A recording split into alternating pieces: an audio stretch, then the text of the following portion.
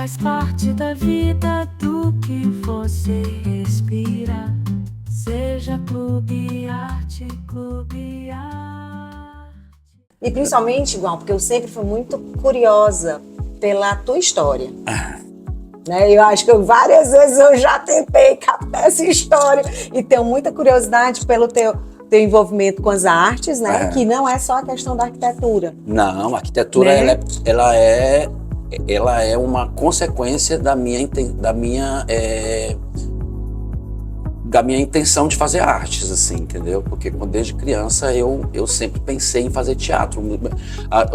As minhas primeiras brincadeiras de grupo sempre foram brincadeiras que envolviam determinada dramatização.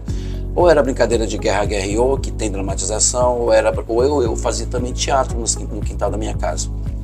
E aí... Eu sempre fiz com os meus primos, com minha irmã, os meus vizinhos, eu sempre montei espetáculos no corredor do meu quintal. Então, assim, desde criança eu tenho essa conexão com a representação, com o teatro. E aí... queria ser bailarino, desde criança eu quis ser bailarino, mas infelizmente eu fui tolhido, entendeu? Não Na foi verdade, dada essa oportunidade. Eu fui tão tolhido que eu nem expressei essa vontade. Ficou dentro de ti. Ficou guardada dentro de mim. Mas ao longo do tempo isso não virou um trauma, pelo contrário, isso me deu foi combustível para eu ir atrás de como resolver essa coisa dentro de mim, né? Na tua expressão, né? Como é que eu poderia trabalhar com o teatro, com esse mundo, que não fosse com dança, enfim. Mas assim, eu terminei caindo, depois que eu me formei, eu terminei caindo na cenografia, porque quando eu me formei, que eu vim voltar para Teresina, né? Que eu fui estudar em Brasília. Eu sempre quis fazer arquitetura, porque eu achava realmente... Eu vou a Brasília desde quando criança, desde muito pequeno, porque a família da minha mãe quase toda foi para Brasília na época da construção. São candangos, nós estamos lá na 4ª geração já. Então, 80% da família da minha mãe mora em Brasília. E eu sempre quis estudar lá. Mas aí, quando chegou na época do vestibular, eu era muito novo, porque eu terminei o ensino científico, que na época que chamava científico, eu tinha 16 anos. E aí eu já tinha que fazer vestibular. Então meu pai falou, você é muito novo, não dá pra sair, aquela coisa toda do medo, enfim. E aí ele falou, não, faça aqui, quando você terminar aqui, você vai. Eu falei, vou fazer 2 cursos superiores. Naquela época não existia, hoje em dia as pessoas fazem 4. Aí eu ingressei na engenharia civil já com 17 anos. Olha só. Aí eu fiz, com 16 para 17 anos, aí eu fiz 3 anos de engenharia civil, 2 anos e meio. Eu tinha 19 anos, eu abandonei o curso daqui e fui estudar em Brasília, e fui fazer o UNB. Estudei arquitetura lá, mas com a intenção de voltar. Eu não tinha intenção de morar fora como alguns amigos meus queriam. Eu queria voltar para Teresina porque eu achava que tinha mercado para mim. E quando eu voltei, eu quebrei minha cara bonito, porque não havia mercado, quer dizer, o mercado de arquitetura, ele era realmente... ele era acessado apenas por pessoas com muito dinheiro, né? Porque existia uma aura de luxo, glamour e, sabe, aquela coisa de botar arte e as coisas em lugares atingíveis apenas por pessoas com dinheiro, e eu fiquei altamente frustrado. Bati na porta de alguns escritórios que hoje são meus colegas de Casa Cor e fui rejeitado por eles, né? E aí eu me vi sem trabalho. E o Áureo Júnior, que é fez collab com a gente nessa luminária, que é meu amigo até hoje. O Áureo Júnior me disse, Alberto, eu fui comissionado para fazer um cenário de um programa novo de TV da Maia Veloso, que já era minha amiga também, que a Maia é minha amiga de adolescência, o Áureo Júnior também. E aí, você tem conhecimento de arquitetura, o que você quer? Aí eu falei, claro que eu quero, porque eu não tenho o que fazer, vamos lá fazer. E aí eu comecei a fazer esse trabalho com ele, ele não deu continuidade, ele preferiu ficar com a Tratado de Arte, claro, era uma agência que ele tinha de publicidade junto com o Gabriel Arcanjo, que é artista plástico. Eles tocaram essa agência durante muitos anos, fizeram a logomarca da Trapos e Fiapos, foram eles que fizeram, né, nessa época. Isso já vai quase 30 anos. E eu comecei a fazer cenografia para a televisão. E aí a cenografia para a televisão me levou para o teatro. E do teatro eu fui pro cinema. Eu fui fazer o Cipriano do Douglas, né? E aí do cinema eu continuei a fazer cenários para as outras televisões, né? Então aí veio a televisão digital. Quando chegou a televisão digital, a TV Cidade Verde, que à época era pioneira, ela estava transicionando para a TV Cidade Verde, exatamente no período do digital. A TV Timon transicionou para a TV Meio Norte, que é hoje a TV Meio, e a TV Pioneira transicionou para a TV Cidade Verde. Então, ambas digitais. E aí, como as câmeras digitais, elas pegavam melhor os detalhes, né?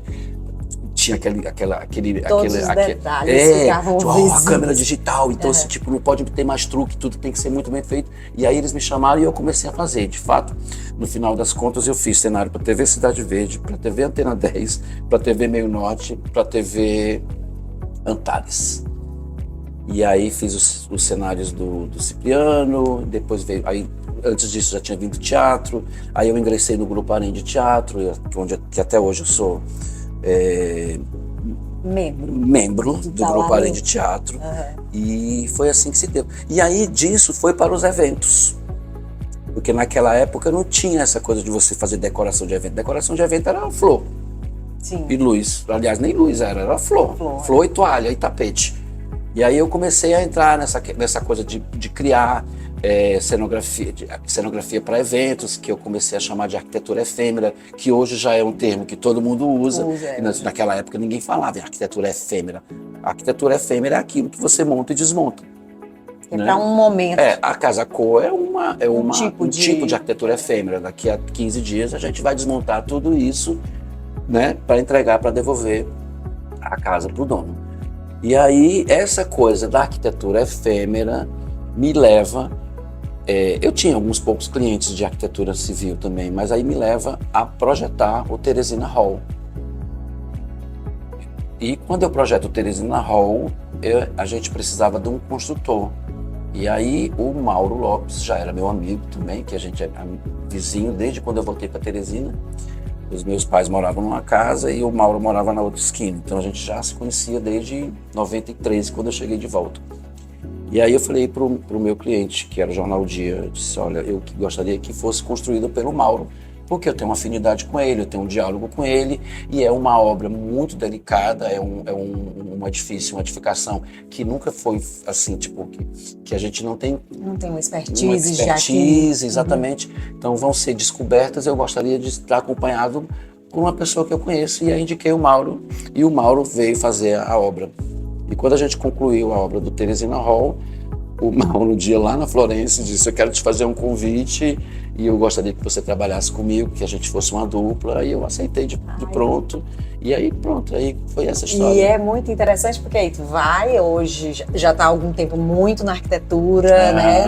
Mas eu estou agora construindo um retorno a esse início, que é uma coisa que me acende muito por dentro, assim.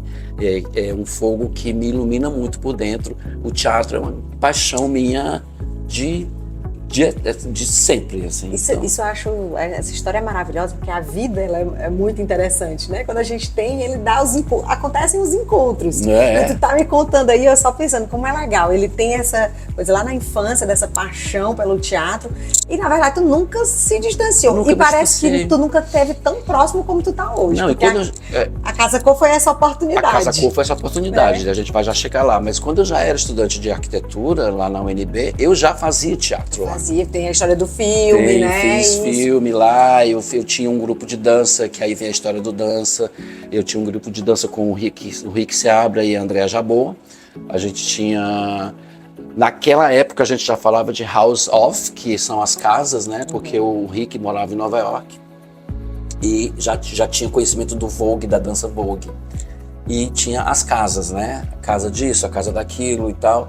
É o House of, né? Aí a gente tinha um grupo aqui, em Brasília, chamava-se House of Niemeyer. Uau! E aí a gente dançava Vogue, juntava tudo. E aí eu fiz teatro também, trabalhei com o pessoal na época chamava A Culpa é da Mãe. Hoje em dia eles, ao longo do tempo, eles foram separando e hoje eles são os melhores, como é que chama? Os melhores do mundo, que é o Hermanoteu, não é? Como é que chama? É a companhia Os Melhores do Mundo.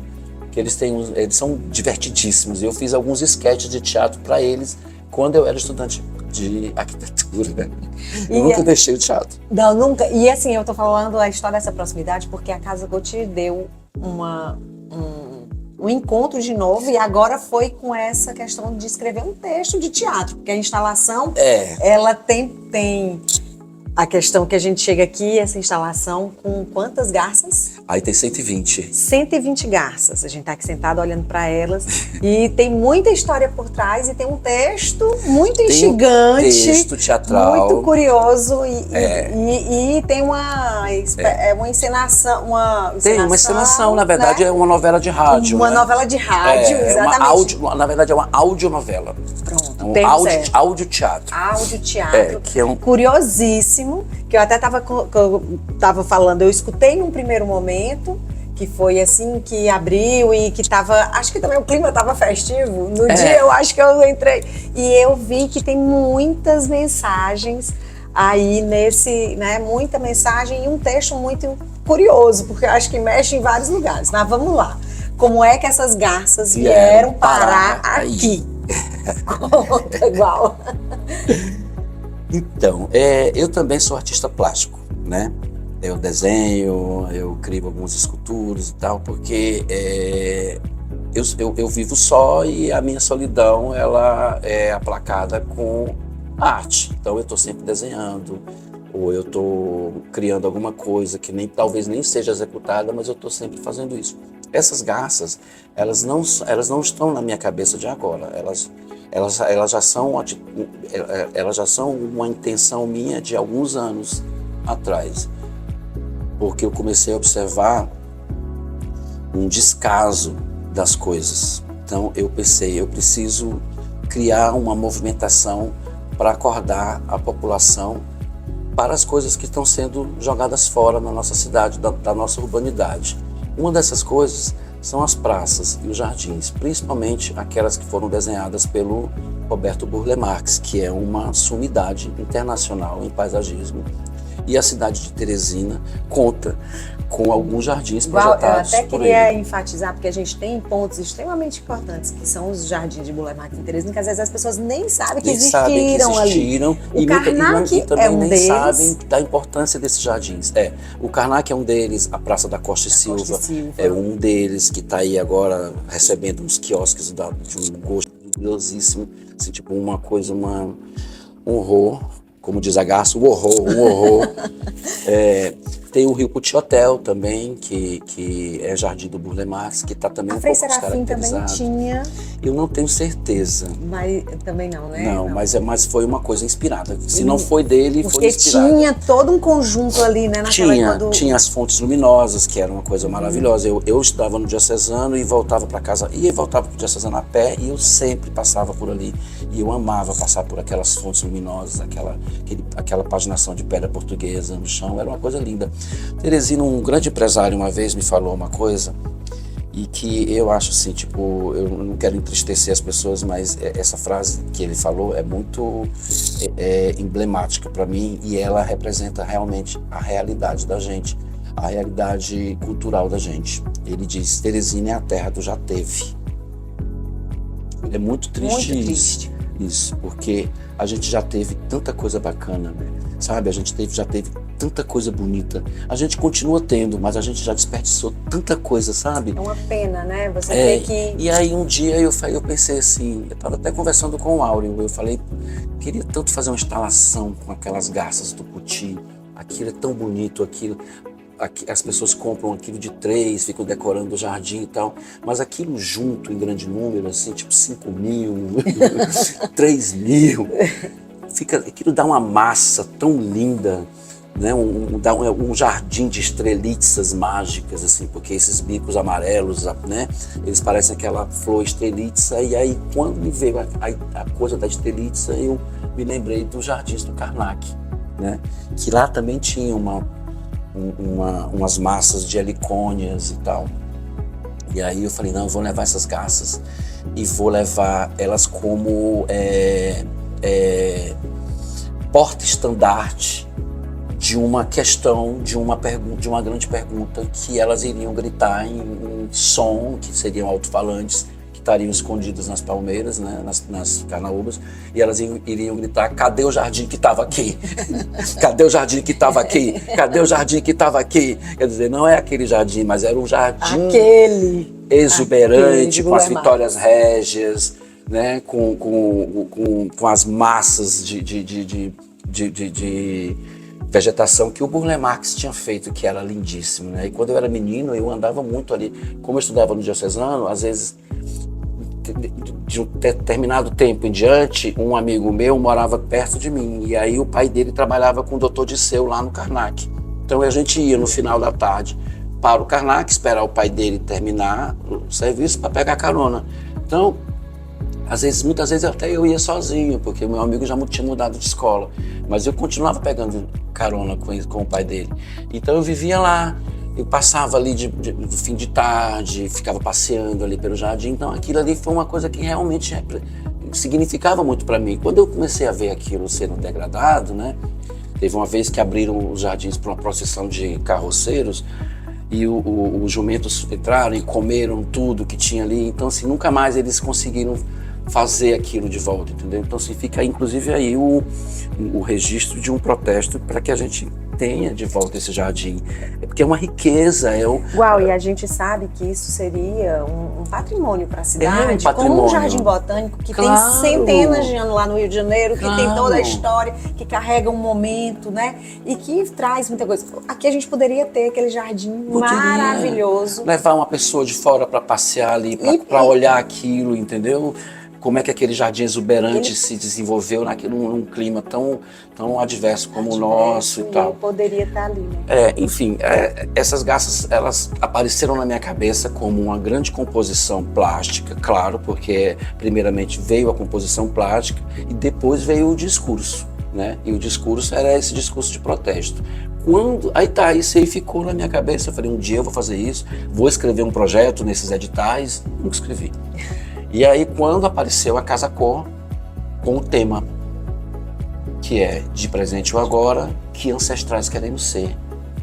Aí eu imediatamente, as garças podem falar sobre esse futuro que a gente está construindo. Elas são do futuro. Comecei a criar, né, toda uma dramaturgia, só que aí elas são do futuro, elas de alguma forma elas voltam ao passado e tentam explicar para as pessoas que o futuro vai ficar muito ruim. O que nos espera, né? Porque na verdade a gente está entrando aí, daqui a dois anos no máximo, a gente está entrando num tal ponto sem retorno, né? Porque o planeta está começando a entrar num ponto de exaustão com as atitudes da humanidade. Quer dizer, o homem... Eu acabei de ler um livro agora chamado A Sexta Extinção, de uma jornalista, Elizabeth Colbert. Esse livro é avassalador.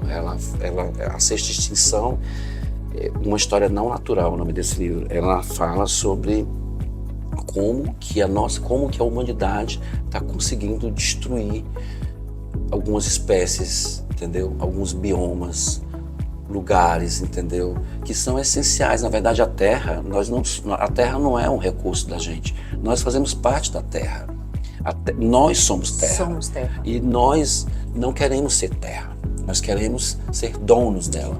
E não é, entendeu? E essa nossa atitude de querer ser dono, de não olhar para esse nosso pertencimento a essa grande pedra que gira em torno de si e, por sua vez, gira em torno de uma outra pedra fumegante, que é o Sol, entendeu? Então, assim, nós fazemos parte disso, a gente não tem como a gente não ser isso.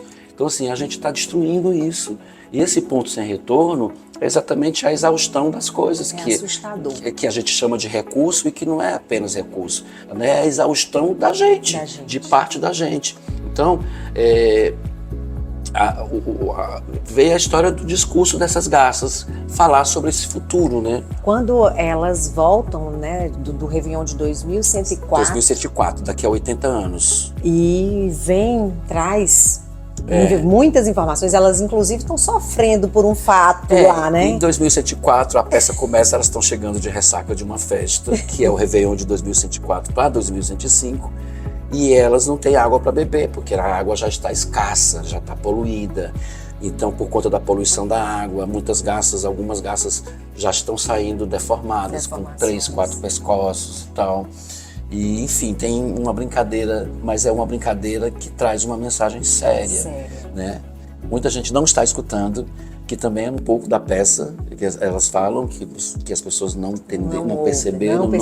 Teve sinais, né? Os sinais foram claros, então, estavam os sinais. ali. E elas questionam, né? Por quê, né? Que tá nisso, se tinham os sinais. Tinham os sinais, né? Aí, você está falando isso, né? Que algumas pessoas, o comportamento das pessoas diante as garças nesses dias de Casa-Cor foi bem interessante. Algumas curiosas, outras passam não tão curiosas, não as pessoas passam apenas. Elas não se dão conta de que tem algo a mais. Isso, né? algumas não Porque as pessoas, elas param muito, elas acham que achar bonito é o bastante. E achar bonito, ela é apenas o primeiro degrau de um processo de entendimento das coisas, né? Como achar feio, como achar bonito, enfim, você tem que ir um pouco mais além. Então, muita gente diz, por que você não botou um cartaz dizendo que tem algo escrito? Por que você não botou uma seta indicando que tem playlist de DJs ali naquelas garças que tem?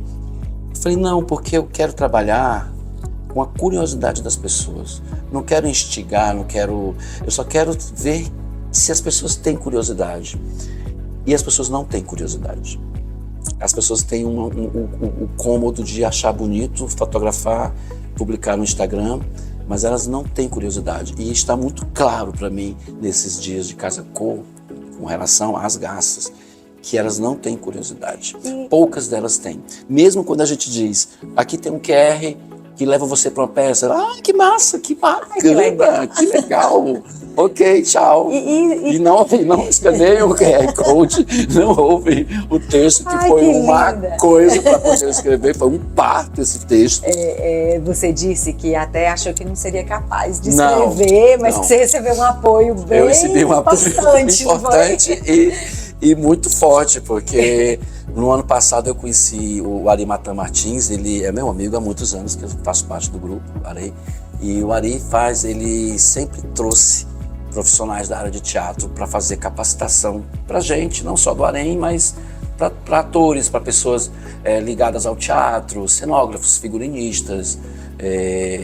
E ele já tinha trazido o Zé Celso Martinez uns 2 anos atrás, e aí o Zé Celso faleceu, e o Gerald Thomas, que é um grande ator, diretor de teatro, começou a escrever algumas coisas sobre o Zé Celso, e o Ari foi lá no direct do Instagram dele e mandou uma mensagem assim, tipo, desproposital, tipo, o Zé Celso esteve aqui dando uma oficina pra gente, será que você não toparia dar uma oficina pra gente e tal? Aí o Ari nunca imaginou que ele fosse responder, o Ari jogou pra universo, né? E rolou. Qual foi a surpresa? O cara trouxe voltou com a resposta top, vou. Zé Celso era meu amigo, tô muito emocionado. Então, assim, ele veio e aí deu uma oficina pra gente de 5 dias aqui no teatro. E foi assim eu falei, foi como se eu tivesse pego um fórceps assim, tivesse me puxado de um lugar e dissesse assim, venha que você é daqui, você é do teatro. Então, ali acendeu uma amizade imensa que a gente nutre até hoje. A gente se fala quase que semanalmente. Antes era mais, mas agora semanalmente. No começo era quase que diariamente. E aí eu falei das garças, né? Falei que tinha a intenção de escrever um texto. Ficava assim meio, será que você pode me ajudar? Mas eu ficava com medo. Imagina, o cara é uma sumidade internacional. Diretor de teatro e ópera, dirige ópera em Hamburgo, na Alemanha, dirige já encena espetáculos em várias partes do mundo, e polêmico. Só que o cara é um monstro, e aí eu falei, não vou chegar pro cara e dizer, escreve um texto para as minhas garças de cerâmica pintadas, mas assim, no final das contas a gente começou a conversar e ele disse, Roberto, você escreve esse texto. Eu disse, não, Geraldo, eu não vou escrever, porque eu não sei escrever. Você sabe escrever sim. Aí começou, e no final das contas ele arrancou de mim esse texto, né? Claro que tem algumas frases, algumas falas que ele gentilmente me cedeu, né? Mas foi um texto escrito por mim, empurrado por ele. Né? E ele participa como narrador, é ele que dá realmente o clima distópico da coisa, é ele que é a fala dele que te coloca no lugar delas, né? E ele gravou lá em Nova York. A gente gravou as outras falas aqui com os atores do Harém, com o Arimatã Martins, o Francisco Castro e o Fernando Freitas. E você também? Não, eu não faço. Tá, Não. Tu acredita que eu pensei que tinha uma tua voz ali? Não, eu iria fazer uma das vozes, mas a minha voz é muito feia. Eu não tenho preparo de voz para fazer isso que eles fizeram, né? E aí o Érico Ferri, que é um menino que eu conheci também no ano passado, que é artista plástico, que depois eu descobri que também trabalha com som. Ele fez a parte de criação e ambientação sonora das garças. O Fábio Crazy fez uma certa supervisão também muito interessante e importante, porque o Fábio Crazy deu um norte pra gente também, porque ele já trabalha com isso há muitos anos, que é do Narguilé Hidromecânico, né? E também tá fazendo teatro, porque a gente vai já ensinar uma peça escrita por ele, é outro assunto. Ótimo. E aí foram essas pessoas que me ajudaram, e também por falar nessas pessoas, eu posso agradecer as outras pessoas? É super importante falar isso. Eu acho. Acho. Durante o processo de compra, aquisição das garças, eu dei uma sofrida porque elas têm um preço e eu não pechichei, porque como elas saem direto do artesão, eu paguei o preço que elas... O mesmo preço que você vai lá no Puti-Velho comprar, foi o que eu paguei para elas. E eles só vendem de 3. Então, como eles só vendem de 3, eu falei, pois me dê 40 conjuntos. E vai dar 120. Né? Queria até ter mais, mas assim, elas não são assim. No final, quando é muito assim, não é um dinheirinho, né? E eu também gostaria de agradecer ao Arimatã Martins, que me ajudou a fazer o cast, me ajudou também muito no texto, e ao Gerald Thomas, que é esse monstro que desceu do seu Olimpo para ajudar este humilde iniciante. Maravilhoso. Alberto, eu queria ainda falar mais um pouquinho delas, porque quando hoje eu escutei novamente, vivenciei, tiveram algumas coisas assim que me impactaram. Quando eu pensei em 2104, é o mundo que minha filha e meus netos estarão vivendo, né? Sua filha vai ter 80 e poucos 86, anos. mas ela vai estar com a família dela. Ela já vai né? ter os seus netos e esse certamente processo vai ter seus bisnetos. E ela vai ter passado por esse processo todo. Eu acho que, na verdade, essa chamada, a gente está aqui, elas nos olham, né? Elas nos olham. Elas entram lá no texto, dentro do texto, para explicar, elas são do futuro de 2104, então elas vivem no planeta que a gente deixou daqui a 80 anos. E aí tem a questão também dos campos magnéticos da Terra. E aí os campos magnéticos da Terra, que já estão começando a dar sinais de defeito, entendeu? Eles vão estar muito mais defeituosos, entendeu? E aí eu imagino um buraco de minhoca, onde elas são chupadas, sugadas, e elas vêm parar aqui. Quando elas chegam aqui, elas enxergam esse lugar. Então elas interagem exatamente com esse lugar. Essa luminária, ela é clarão, que ela não foi feita para isso, mas no final das contas, ela casa exatamente com a figura de um buraco de minhoca que elas enxergam e que traz elas para cá. E quando elas chegam aqui, elas enxergam a gente aqui dentro desse lugar. Mas aí eu vou te fazer uma pergunta, que foi o que eu senti. Parece que nós estamos como exemplares em extinção. O olhar que elas olham com tristeza e lamentam a extinção. Porque as garças estão no futuro, aí é outra história, aí eu não sei, mas... Mas é muito curioso e interessante que é o que todo mundo acha que vai acontecer, mas quando você escuta uma fala de alguém que viveu e que traz olha, o que é que tá lá tem um impacto. Então achei de uma sensibilidade, de uma força, principalmente para que todo mundo possa refletir exatamente essa pauta da casa-cor, que é esse futuro que a gente está criando. Exatamente, é acordar para esse futuro e fazer essa pergunta: que ancestral eu quero ser? Ou que planeta eu estou deixando, né? Como é que essas pessoas, os seus netos, os seus bisnetos, os netos da Maria, como é que eles vão nos classificar? Como é que eles vão se referir a gente? Entendeu? Irresponsáveis, inconsequentes. Todos sabíamos, né? Egoístas, entendeu?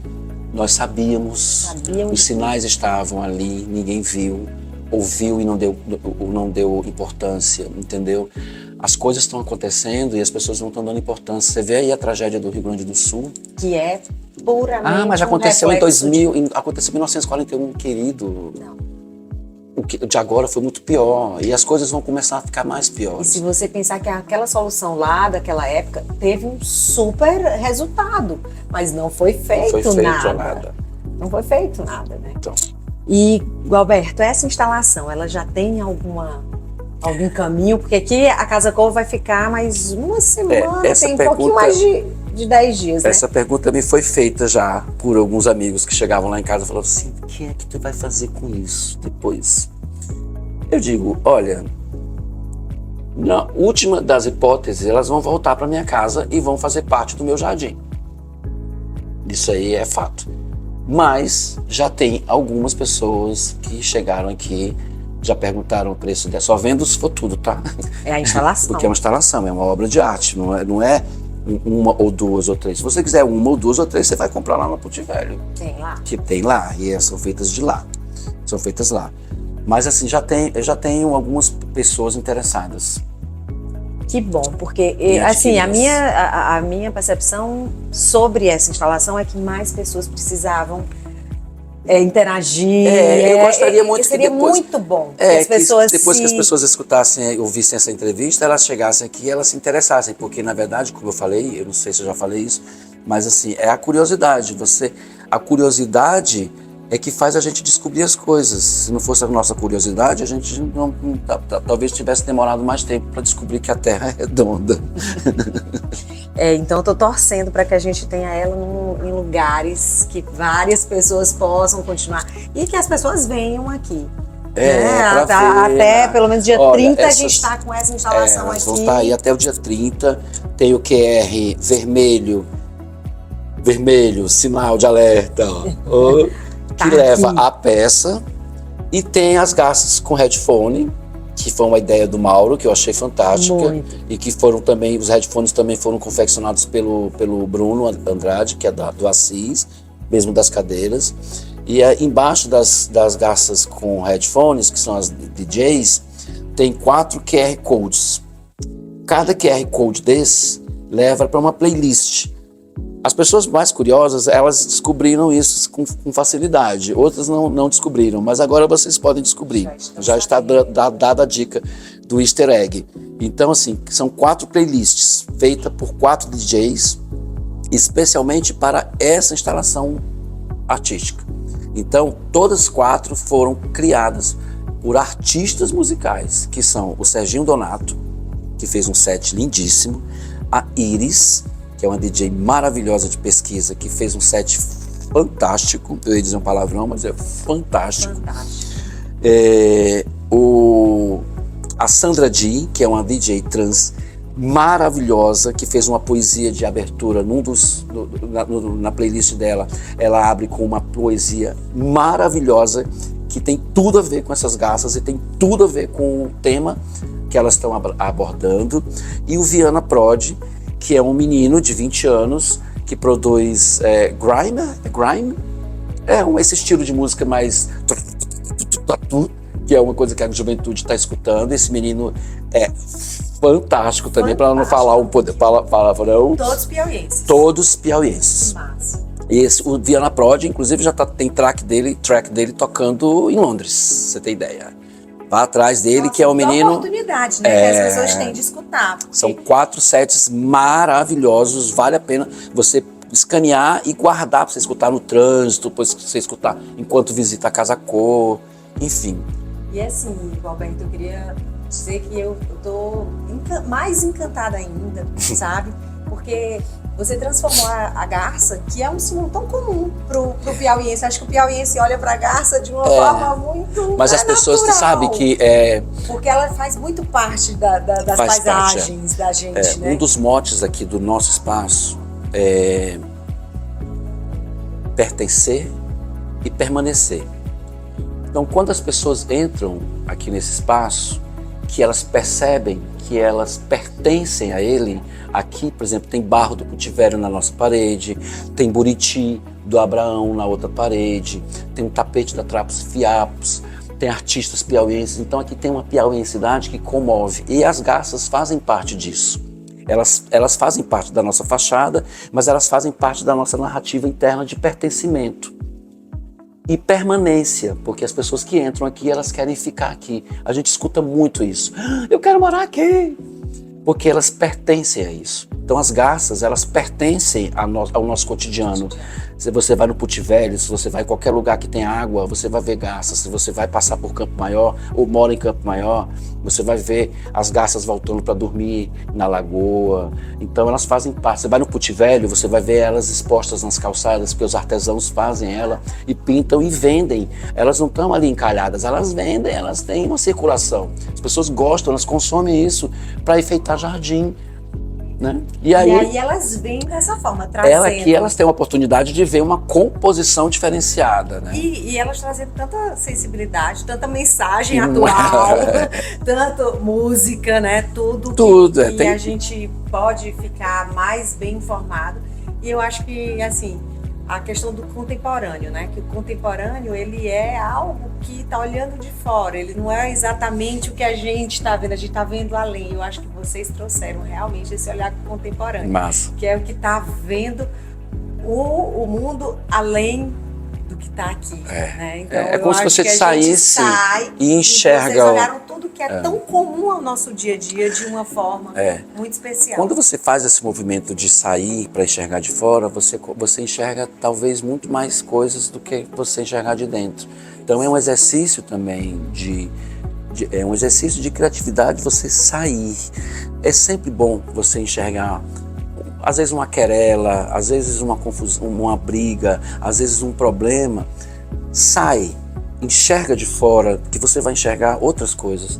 E talvez essas coisas venham trazer para você uma resposta que você não está enxergando enquanto você está mergulhado no problema. Então sai dele. Maravilhoso. Olha de fora. Maravilhoso. Obrigado. Alberto, eu tô assim super feliz. Obrigado.